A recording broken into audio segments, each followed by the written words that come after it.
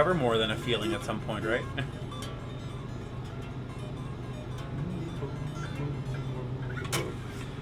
Yeah, so yeah, there was that. There was Parallel Lines from Blondie.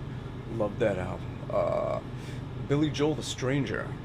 That was one of my first albums. It's Yes, interesting Going because for the One. But you're going more in sort of the new wave stuff. You're not sticking to Kiss, to Alice Cooper, Welcome to My Nightmare, over to, like, you're going more Blondie, and so you went more progressive and new wave. There was a lot of that. I mean, that was just like what like all the neighbors and, and everything like that's just what everyone in the neighborhood was listening to. And back then you didn't have internet. It wasn't so easy to explore and find music. Either you went to a record store, well, you go with your parents while they go shopping, and they say, oh, could we go to the music store? And you go there, and they leave you alone in there while you just browse through album covers. And if you see one that looks cool, it's like, oh, what's this one? Killers, Iron Maiden? That looks cool. I'm going to try this out. And you go and buy it based on that. That's what I used to do. And you find a gem, But there was that, and then there would be, hey, my older sister just got this album, Yes, Going for the One. Let's listen to it. And listen to it. And, you just hear something that freaks your little child mind out. And so, yeah, there was actually that album, Yes, Going for the One, was one of the first albums I got. So I had a sort of eclectic, diverse rock collection going on as a kid. And from there I got into, a lot of Ramones and Sex Pistols, some Dead Kennedys we listened to, and then, of course, all the classic rock stuff that at the time was just rock, It's like, I remember being 10 years old and, and... Rocking out to My Sharona. Oh, sure. There was that. There was, but more so than that, it was like, I still remember everything. Like, I remember hearing on the radio while I was going to school that morning and getting ready that, John Bonham was found dead. And, Led Zeppelin was a big part of growing up. And of course, the Stones, everyone had the Hot Rocks album, of course. There was AC/DC, their new album with the new singer. It's like, wow, he's good. I remember, like, the fear and concern I had when I found out Paul Di'Anno was out of the band and they got this new guy. I didn't know what to expect, and then, hearing...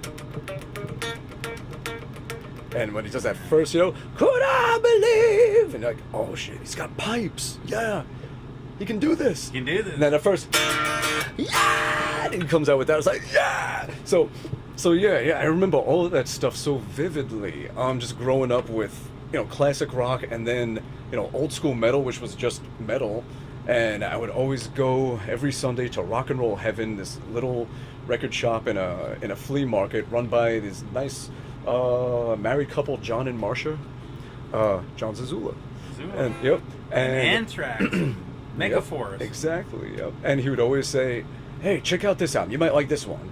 And it's called Angel Witch. And he would just like turn me on to like the craziest stuff.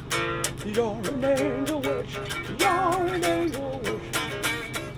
That's a band. That's a band that I've actually forgotten about. I got to get back to them. They were great. And then he's like, hey, check out this one. Metal on metal is what I crave. And, he would just get me all, like, he would point me in the right direction, that guy. He's like, check out this band, check out this one. And I would go there and get all my weird Australian imports of AC/DC stuff and all the, picture discs of Maiden and whatever else. And I would just try and find every weird cover of the album Hero from Judas Priest and stuff like that. So as a young kid, you sought out music. It wasn't just like your brother's music or your sister's music or whatever. Like, you actively got out. You didn't just buy one album. You'd get the imports and you'd get the whole thing. You were like a collection. Yeah, I mean, completist or whatever they want to call them. Yeah, definitely. Especially with the Beatles, I was really into finding cool imports and bootlegs of Beatle albums and find the 45s in the sleeve and all. Right. Are you still an avid collector? Are there any bands that get you excited these days? Now it's so different because just not having the tangible objects and the art in your hands. Right. Back then you felt like you were collecting art in a way. And now, it just became more about collecting files and just, it was such an easy abundance and just an easy collection to build. It changed. It's not the same. But also as my life got busier and it's very easy when you're 10 to have a music collecting hobby, but when you're making music 24/7 and you have just a pile of things waiting to get done. Does that make you lose the appreciation for new music when you're doing it 24? When it becomes your job? It doesn't. I still haven't lost the appreciation.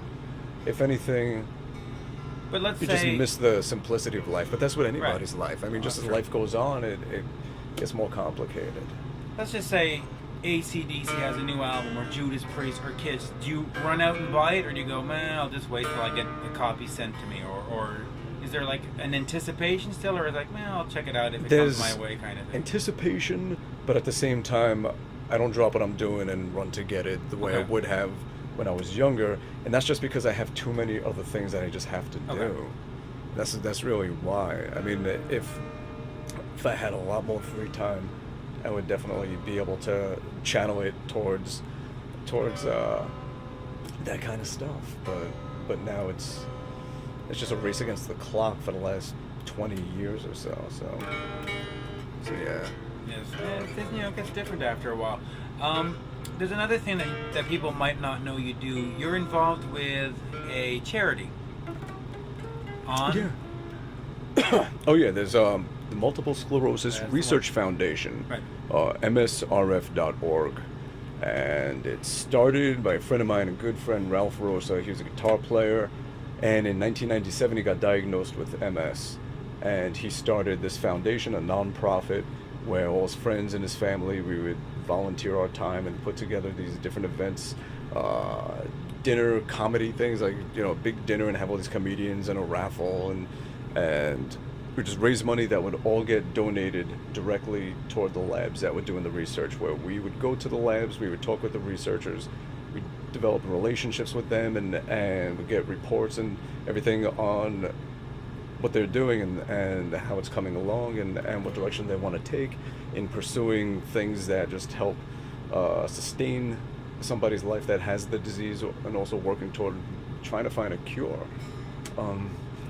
So we've been doing that for just about a dozen years. Yeah, well, So what I do is anything that is autographed merch, like if I have a signed CD, a signed photo, anything like that, I donate $5 of each thing from those. if somebody wants one of those signed things, merch, where do they come to get it? Bumblefoot.com, Okay. and just click on store, and it'll take you to the store where you can get that, which I'm probably going to be revamping and changing for the new year, but yeah, that's where. That's the way to get it. Okay. Yeah. And how is the current GNR tour going? From a fan's perspective, there's been other tours where things have been canceled or it hasn't, the media reports, but this one seems to be getting glowing reviews everywhere.